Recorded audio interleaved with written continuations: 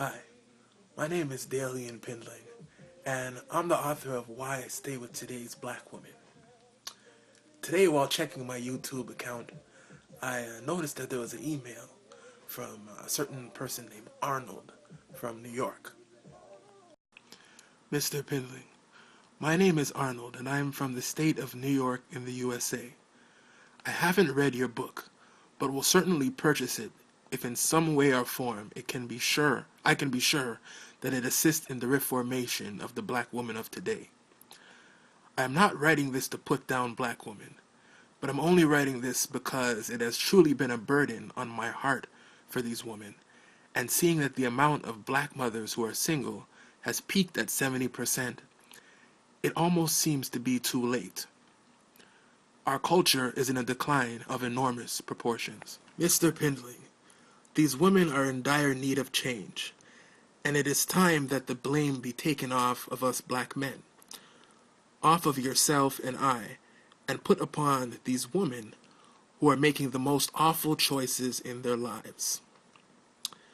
Let me tell you, and not to be boastful, I am a handsome man and work as a lawyer in my city.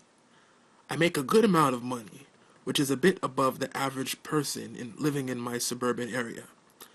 I also come from a good background, where I had both my mother and father, who brought me to church and brought me up in the fear and admonition of God.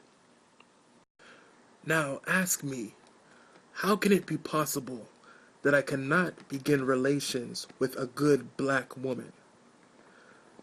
How can I not get a good black woman, even in the church?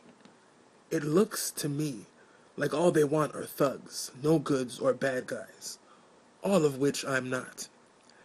These bad guys then break their hearts or leave them unwanted and used up, with or without children, watering down their essence and wasting away their best years. Over the years, I have at times been with black women, and it has always been constant nagging at this petty occurrence and that one, and the attitude, as though I was never good enough for them. Nothing could ever be enough for them, although I tried to give them everything. This puzzled me for a long time. As a result, I have found myself being drawn closer to women of other races and cultures who have been open, realistic, and positive about life and relationships. This shift has done me well, as I am engaged and will soon to be married to a Colombian woman. However, I still do feel deeply for my black women, because as they falter, so does the black race, and that is us all. So, Mr. Pindling, cheers for writing this book. I will buy one, and I hope that it inspires and ignites a change in at least a few. Arnold the Concerned.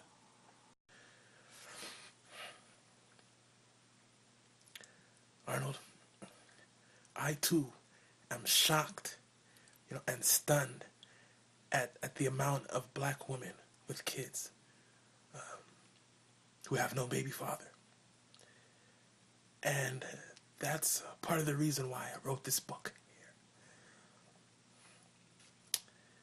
Now, if the fault is all on them, then that's really something. All right? But that's also the question here. Is it? Is it all their fault?